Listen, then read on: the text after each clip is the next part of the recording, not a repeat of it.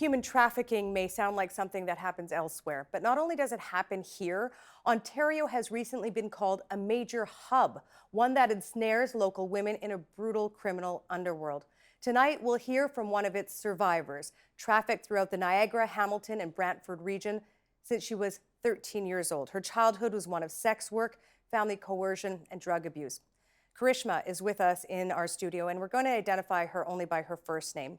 Also with us, Katarina MacLeod, founder and crisis counselor at Rising Angels. That's an organization that helps women who want to exit the sex trade. Hi to you both.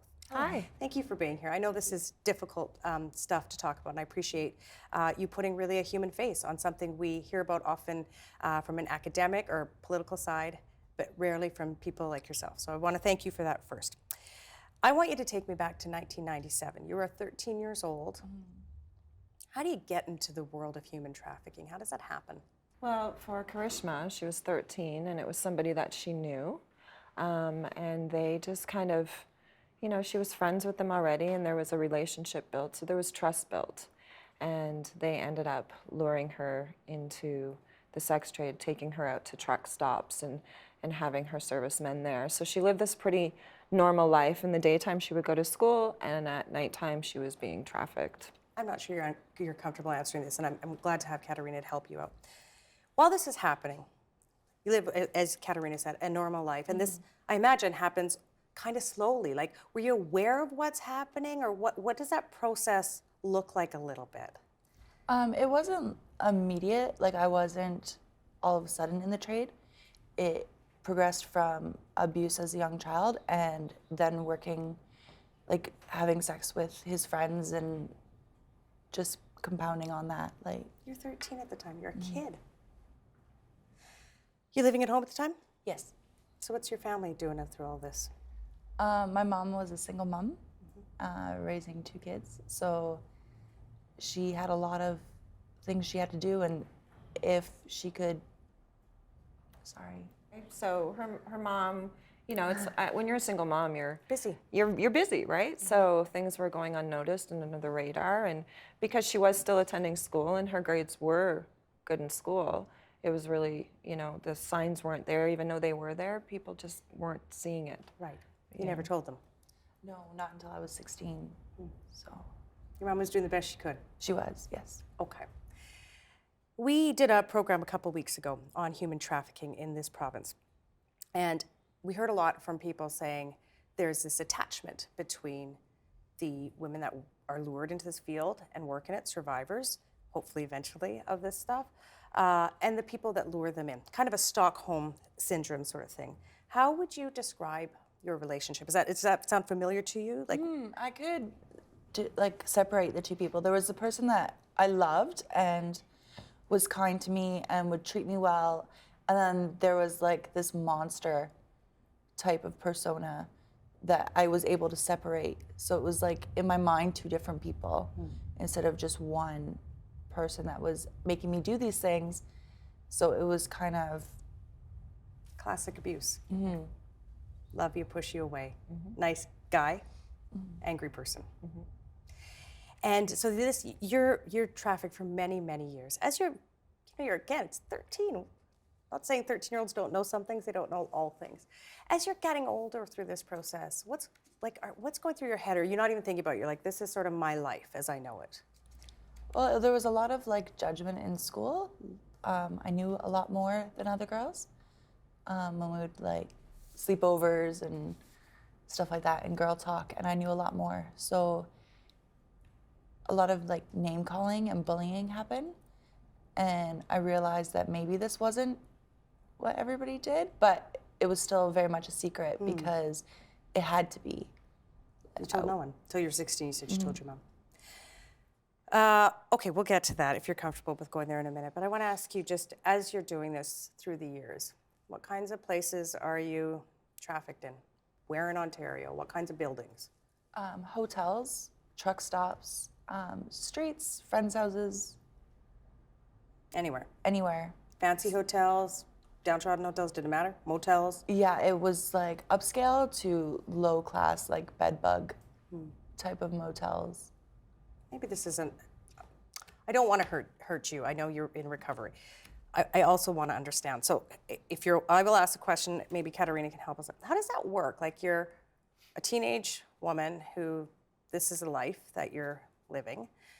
And does someone come pick you up and take you to a hotel and say, go in there and there will be someone telling you what to, like, I'm just so naive at this stuff. So maybe you can explain a little bit. Usually that's the way it happens, is that these guys will make the appointments for you. These guys being the pimps? The pimps. Okay. So the pimps or the traffickers will make the appointments for you. They'll book the hotel and they'll send the clients to the hotel.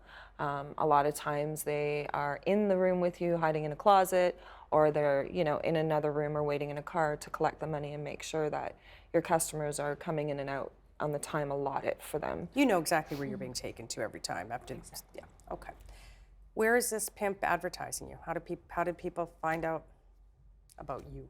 When I first started, it was truck stops, so it was just word of mouth and stuff like that. But eventually, once the internet came around, it became a lot more accessible to advertise. So like back pages and Craigslist and POF is really popular right now, and Facebook, Tinder, Wow. all kinds of places you can advertise services. You talked about hotel and motel rooms, and we heard in the program that we did earlier about taxis sometimes being involved. So there are these third parties, you know, hotel owners, people who work in hotels, clean rooms, taxi drivers who may take the victims there or the clients there. Would you say, in your experience, that there are people, these third parties, that knew exactly what the heck was going on and just... I believe they knew. What makes you believe they knew? They wouldn't look me in the face, and I mean, how would you not know? You've got all these men going into this hotel room and coming and going, and this little girl inside. So how would they not know that this is happening? Do you remember when you looked at them what you were thinking? Did you want to say something like, help me? I couldn't say anything. I wanted to, but I couldn't do anything. You felt trapped. And you do this for how many years? 17. 17 years is your life. So 30 years old you get out of this. I just got out in June. In June. Tell me about the moments that were like epiphanies for you, where you were like, good epiphanies or bad epiphanies, like you're like, all hope is lost. This is my life. Or epiphanies where you're like, maybe I could get out. How am I gonna do? Did you have those moments? I had quite a few of those moments. I think I accepted death. I was hoping that it would happen. I was too chicken to do it myself.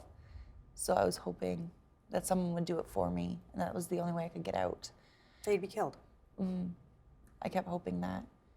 And, but when I was 16 and I was able to tell someone what was going on, I thought at that moment that I would be out and I would be saved and I'd be taken care of, and it didn't happen. You did manage to leave, as you said, just this past June. So you told someone, 1990, you tell someone you're 16 at the time. Am I right in my math? 2000, you told someone. 2000. And then, you know, just this past summer, it finally happens for you. So how do you manage to escape after all these years? How do you escape this industry? It was after a really bad date, and I had been beat up really bad. And when I went to an appointment with my counselor at the time, she begged me to go to the hospital, get checked out, stuff like that. And I thought I could deal with it. I thought I could sleep it off and nothing's bad. But seeing the caring around that happen, like seeing their faces and them caring and actually truly wanting me out, and that they knew I deserved better than this, made me realize that maybe, yeah, I do. You mean that had never happened to you before? Maybe I'm making assumptions. I'm imagining you were hurt before during these many years, abused. Oh, yes. Okay. No one had ever, until this point, in how you're viewing things, looked to you and said, it's time to go and you need to get to a hospital. And no one looked to you and gave you that, I think what you're saying is like that reassuring glance that I need this to be over. I mean, people said it. But it was just said. It was kind of, you know, you really shouldn't be doing this, or don't you think it's time to get out? But it wasn't until I saw the fear on this person's face, that it was like this person actually cares about me instead of saying what they're supposed to say. So it was a different feeling, and I think I was ready at that point.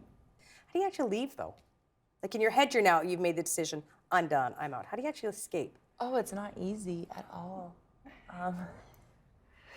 You know, for Karishma, it was her doctor who got in touch with me and said that she had, you know, a patient who had gone through, you know, being trafficked and needed some support. And coming out of this is probably one of the most hardest things a woman can do, because this has been your normal for so long, and change is really, really hard. And now that the drugs are stopping, the numbing stopping, you're gonna have to face those demons, and then the pain and the healing start. And I think that's the hardest thing for these girls to journey through. So when she first came to me, she was a total disaster. Very scared of everything, very scared of people, not trusting, but wanting so badly to become normal and not understanding that it was it's a long process. I bet. It's been 8 months? Yep. 9 months? And I'm still nowhere near where I should be, like where I want to be. Yes, want to be. So take me through this last 8 months. Many people in your situation would suffer, you may be suffering from it, PTSD. You were a drug user, drug abuse. Are you clean? Yes, struggling, struggling. It's a daily fight. I mean, yes, I'm off drugs, but there's still the fight to go back because the nightmares and the flashbacks and just day-to-day living is really hard and it's terrifying. So there's always that little addict mind in the back of my head saying, come back, Karishma, we can help you. So, Like in a way, are you saying in some ways, some days it feels easier just to go back? it feels easier to go back to the drugs. Right. I don't think I would ever go back to the sex work, ever. You know, I also, you were trafficking at 13. You didn't have much of a childhood, or at least much of teenage years. What have you been doing since? What are some new experiences? Like, you missed out on a lot of quote unquote normal life, normal things that teens were doing. I don't mean to be normative about it, but regular kind of things. So have you done anything that's been kind of like joyful? It's like, hey, I never got to do that. I think the best feeling was actually swinging on a swing. You were on it like at a park. Yeah, just going to a park and listening to my music and swinging on the swing and feeling free and not like caring who saw me or oh my gosh, there's this 30-year-old swinging on a swing. It was just fun. Because you hadn't done it since you were a kid. Like 10 years old, 11 years old. 10, 11 years old, yeah. And it was a new experience and it was freeing and there was no shame in it at all. Like 30 years old and swinging on a swing. Who would have thought? Sounds pretty good to me. What goes through your head when she tells that story? You know, my heart breaks for these women, and you know, I have my own experience in the sex trade, but when I hear her, you know, in the baby steps, because it is baby steps, the progression of healing is baby steps. All of these girls suffer post-traumatic stress disorder and dissociation disorder. So when I see her making these little steps and calling me up with excitement, instead of calling me up broken, it's rewarding for me. And I feel like, okay, yes, I'm making a difference. And you know, she's on her way to recovery. And I wouldn't have even brought her in here today if I didn't think that she had such a strong voice and she's recovering so well. So I want to give her that voice. And this is what this is for her today, is that platform to finally take her freedom and take her own voice back. Yeah, and not feel shame about your past.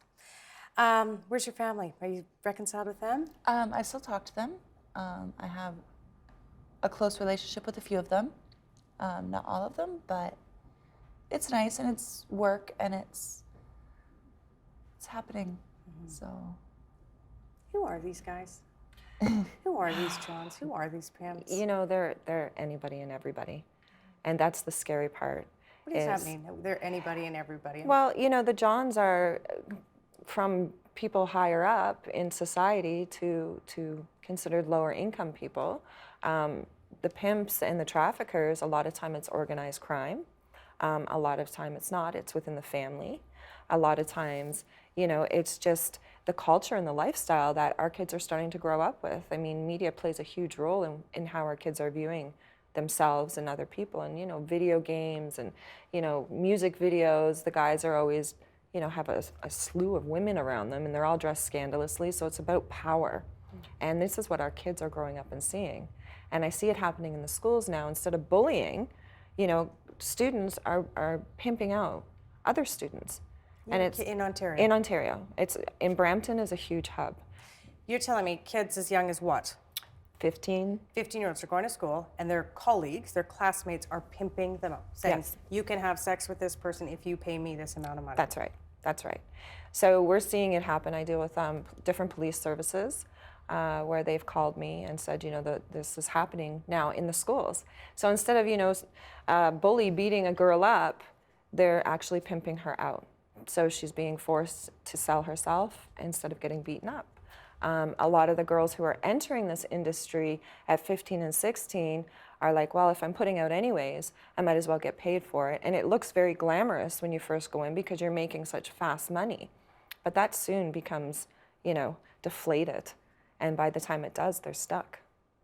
This is incredible. Incredible that it's happening right under all of our noses. It is. How much has she helped you? Oh my gosh, I don't think if she didn't come along, I don't think I'd be here. Honestly, I mean, she's like a second mom. You call her Mama Cat, right? Let's talk about the politics, though. This was mentioned in the budget, mentioned before that as well. The Premier's, has said that the province will come up with this comprehensive strategy to combat human trafficking. That is supposed to happen by June. She's reaching out to Manitoba for some ideas from their experiences there. As things stand now in our province, do you think there are enough resources, enough services out there to assist the victims of trafficking in our province? Absolutely not. Absolutely not. One of the biggest blockades that I have working with these women is there's nowhere to put them. There is no long-term housing, transitional housing. These girls have to go into shelters because a lot of them are coming out and they don't have a home. And putting them into shelters is not the best fit for them.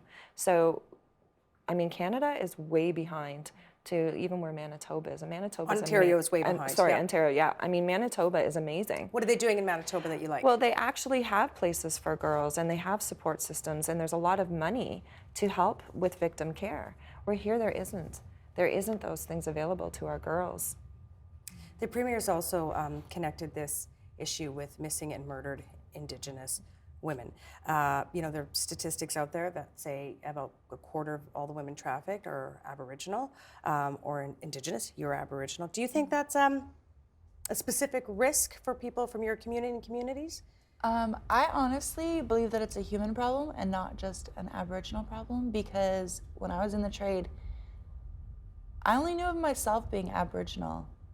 I saw a lot of different races and different cultures and not focusing just on Aboriginal women.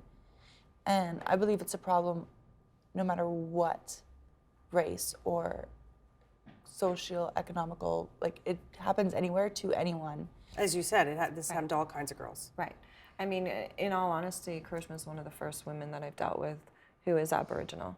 All of the girls that I've dealt with are like Canadian girls, white girls, and rich, poor, demographic, smart, uneducated. All over the place. Runs the gamut. Yeah, there's no, it's, trafficking is so rampant, and this whole boyfriend scenario that's happening to these girls is how these girls are getting lured in. So it doesn't matter if you're coming from a good family or if you're coming from a rich family. These girls are falling vulnerable to somebody who's paying attention to them, usually an older man, taking her out, wining, dining, buying her gifts, making her feel all this attention and love that she's never felt, and that's how they're hooking these girls. Sound familiar to you? Yes, very much so. What's happened to this jerk? I guess I shouldn't probably know. What's happened to this guy? He's still walking. Still walking. I think we've had 2 convictions in Toronto for human trafficking. I think there's about 34 across our country. He's out there probably doing the same thing. Right. It's very hard, first of all, to even ask a girl to put herself through that. You mean through a legal through process? a legal process, Sure. because the conviction rate is so low, and they're not going to get a lot of time. So, you know, until Canada changes those laws, I think that to really ask a victim or a survivor to go through that, it's not fair. Do you know if he's still doing this with other women? I don't know. Does he try and contact you? I choose not to have contact, and I choose not to know. And I already find it hard to sleep at night, so I don't think if I knew if he was doing it to someone else that I'd be able to sleep at all. So. What do you want us to know when we look at Karishma? What do you want us to know? That there's hope, that what you think is your normal can become your unnormal, that there is grace. I mean, when I came out, I was at the same place she was. You know, I didn't know anything. I didn't know how to cook. I didn't know how to clean. I didn't know how to dress. I didn't know how to talk. And it's like really having a daughter, I feel like the mama cat, because I have to reteach her, as well as the other girls, all the things that they've lost. And you know, when a girl is abused and trauma happens to her, that part of her brain doesn't mature the way that it should, so she kind of stays stuck there. So for me, it's about getting these girls and stabilizing them in their crisis right away. And once we can do that, it's about teaching them how to deal, because she's always going to have nightmares. She's always going to have triggers, but it's how to deal with that so it doesn't consume who you are anymore. Thank you for the good work that you do. And for you, welcome to the other side and recovery. And thank you very much for telling us about your story. I appreciate it. Thank you. Help TVO create a better world through the power of learning. Visit supporttvo.org and make a tax-deductible donation today.